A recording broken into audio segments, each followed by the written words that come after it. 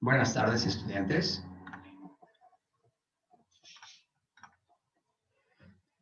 En esta ocasión vamos a estudiar otro ejercicio de leyes de Newton. Es el ejercicio número 2.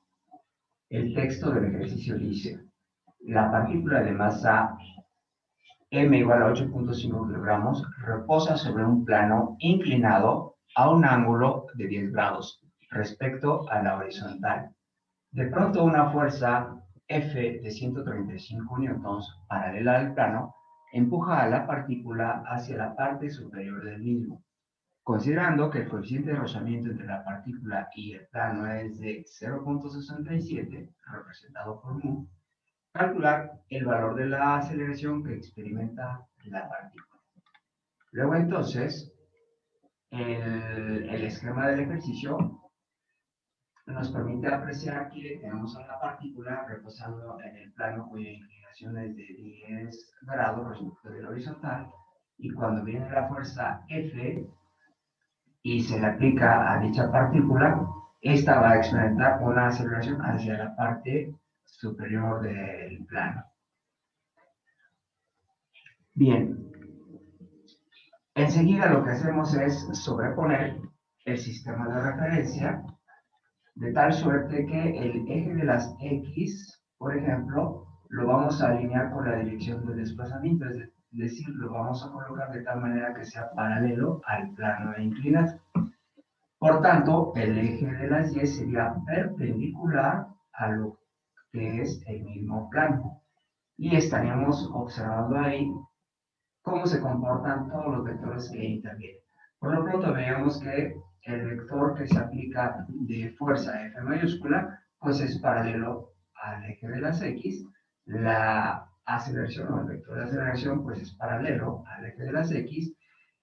La fuerza de rozamiento que va a presentarse entre la partícula y nuestro plano inclinado aparece entre la superficie en contacto, entre la superficie en contacto, la denotamos por F minúscula y va a tener sentido contrario al sentido del desplazamiento. Y vemos también algo aquí particularmente importante, es que el vector de peso se mantiene horizontal, sin embargo tiene una desviación respecto del eje vertical. Esa desviación es nada menos que de 10 grados, porque este ángulo y este ángulo de acá son iguales por el entendimiento geométrico que ya todos ustedes tienen a estas alturas del estudio de la ingeniería. Bien, una vez que ya nosotros analizamos cómo serán los vectores con el sistema de referencia que hemos sobrepuesto ahí, vamos a darnos cuenta entonces que este vector de peso tenemos que descomponerlo en los ejes X y Y. ¿Para qué? Porque es el único vector que está desalineado respecto de los ejes. ¿En qué consiste la descomposición del vector de peso? Consiste en descomponer o encontrar sus componentes que van a estar ubicadas tanto en el eje de las X como en el eje de las Y. En este caso, las componentes las estoy indicando de color verde. De cualquier manera, nosotros tenemos que recordar que en este caso un vector, por ejemplo, este vector de peso, pues va a tener esta forma, es decir, va a tener una componente hacia la dirección del eje X, la dirección del eje X, y otra componente en la dirección del eje Y, que es esta que está acá en verde. Mientras tanto, calculamos el peso, la masa según los datos es de 8.5, la multiplicamos por la gravedad como vemos aquí en la fórmula, y encontramos que el peso es de 83.385 newtons. Hemos encontrado el peso.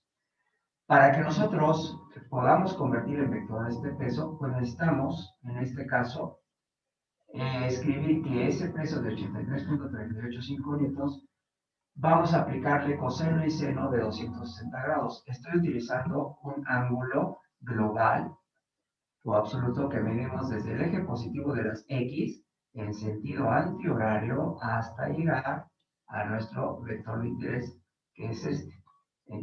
Entonces, el ángulo, para que nosotros podamos encontrar las componentes vectoriales de nuestro vector de peso, es de 260 grados. ¿Por qué? Porque hasta aquí serían 270 grados menos 10 grados que hay de aquí para acá, de acuerdo al análisis que nosotros entendemos de que este ángulo y este ángulo son iguales.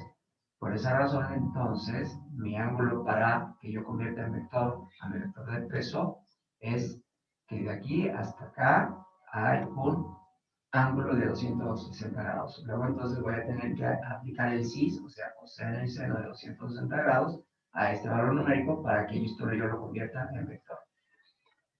Pues una vez que nosotros utilizamos las propiedades trigonométricas, el coseno de 260 grados lo multiplicamos por esta magnitud y nos va a dar esta componente en la dirección horizontal y la acompañamos por el vector unitario y, cuando multiplicamos el seno de 260 grados por la magnitud, vamos a encontrar que esta otra componente para la dirección que va sobre el eje de las 10 y la acompañamos de un vector unitario J. Y ya, ahora sí encontramos que el peso ya como vector, vemos que tiene magnitud, dirección y sentido en cualquiera de sus componentes, magnitud, dirección y sentido, además de las unidades, y por tanto ya está en esta forma. Bien, ahora nos damos a la tarea de construir el diagrama de cuerpo libre de esta partícula. Vemos entonces que aquí en el eje horizontal, el eje X, vemos que hay por lo pronto un vector de fuerza llamado F mayúscula, una fuerza de rozamiento. También estaría la componente del peso en X, además de la aceleración. Estamos hablando de 4 vectores que vamos a encontrar en el diagrama de cuerpo libre en el eje de las X. Entonces es la fuerza de rozamiento, la componente del peso en X, la fuerza F mayúscula y la aceleración que es paralela al eje de las X. Bien, ¿qué ocurre en el plano vertical? En el plano vertical, debido a que el peso se descompone hacia el eje Y, vamos a darnos cuenta entonces que por tercera ley de Newton, si esa componente del peso en Y está siendo aplicada sobre la superficie del plano inclinado, por tercera ley de Newton, el plano inclinado va a presentar su reacción con la misma magnitud de la misma dirección y sentido contrario. Va a señalar esa norma en la dirección del eje Y, ya en este caso no podemos llamarle vertical, y va a ir hacia arriba. Por lo tanto, en el diagrama de cuerpo libre, ahora sí encontramos entonces la norma o reacción del plano debido a la ocurrencia de la componente del peso hacia el eje de la Y que está representada de esta manera. Luego ya podemos nosotros empezar el análisis, puesto que en el diagrama de cuerpo libre ya tenemos todos los vectores que están interactuando en nuestra partícula. Aquí aprovechamos para recordar los datos que tenemos hasta el momento. Pues vemos que la fuerza F mayúscula es un dato que viene en el texto, vale 135 newtons. El coeficiente de rozamiento entre la partícula y el plano inclinado es de 0.67, la masa de la partícula es de 8.5 kilogramos y el ángulo de inclinación del plano es de 10 grados. Bien, procedemos entonces a hacer la aplicación de la segunda ley de Newton. En este caso vamos a empezar en el eje de las 10 porque a lo largo del eje de las 10 está la normal. Siempre es conveniente empezar la segunda ley de Newton en el eje donde está o se encuentra la normal.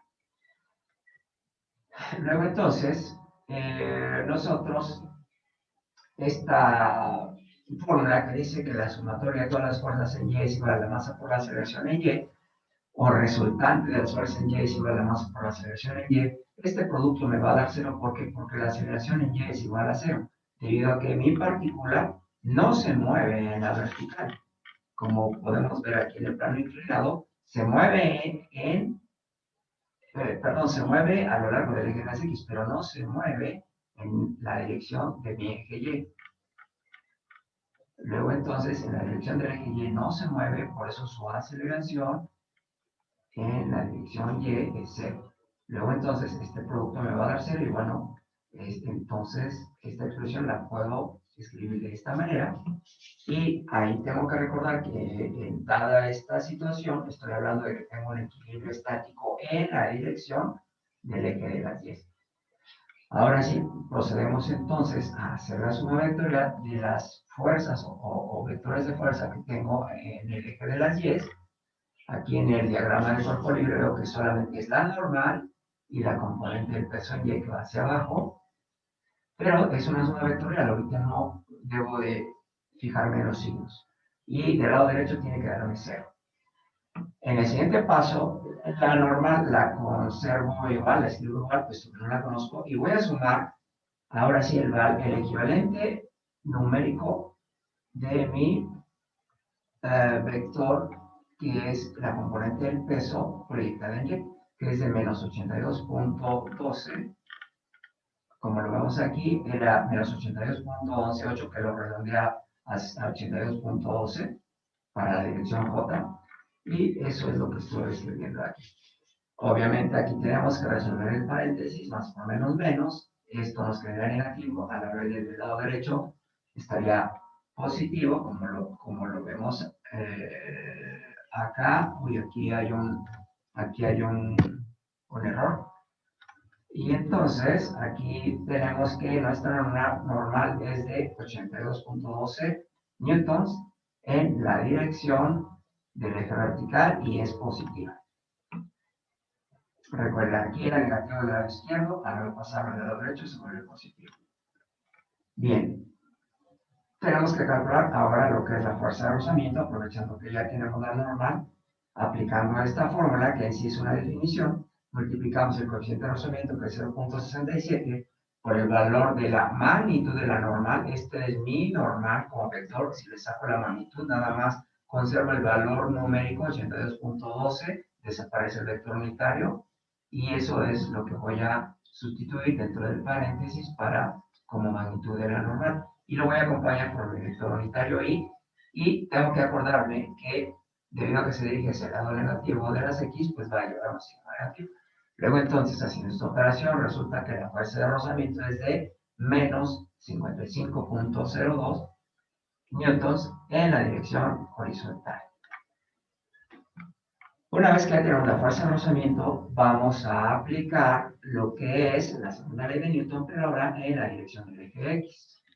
Bien, tenemos que la expresión dice que la resultante de todas las fuerzas en la dirección X es igual a la masa del cuerpo por la aceleración que experimenta este en el eje de las X o a lo largo del eje X.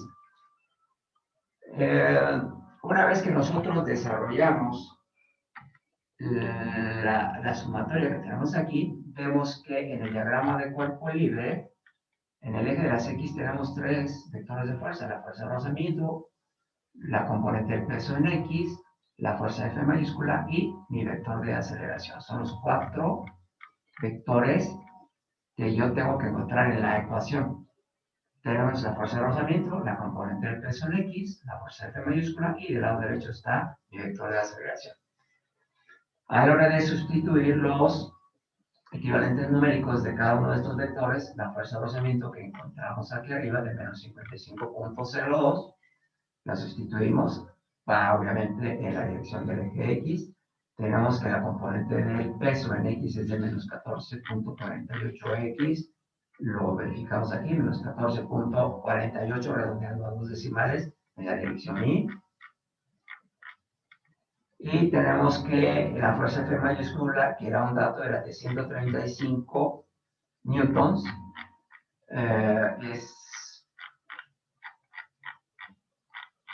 va hacia el lado, es positivo porque va hacia la derecha, y del lado derecho del signo de igualdad es igual a la masa, que es de 8.5, por la aceleración, que es la que queremos encontrar. Una vez que nosotros reducimos todos los términos numéricos del lado izquierdo, nos da 65.5, y le acompaña en todo el momento el vector unitario y del lado derecho tenemos lo que es el valor de la masa por la aceleración.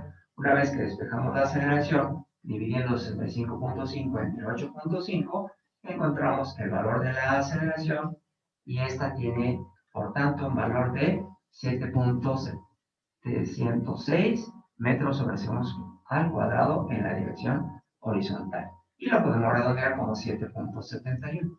Luego entonces, nuestro esquema finalmente pues se vería con esa información. La aceleración es de 7.71 metros sobre segundo al cuadrado y tiene el vector unitario y puesto que se dirige hacia el lado positivo de las x. Aquí, en este caso, pues no estamos poniendo los valores numéricos de los demás vectores, sino únicamente de la aceleración, nada más para acordarnos un poco. Y hemos concluido este ejercicio.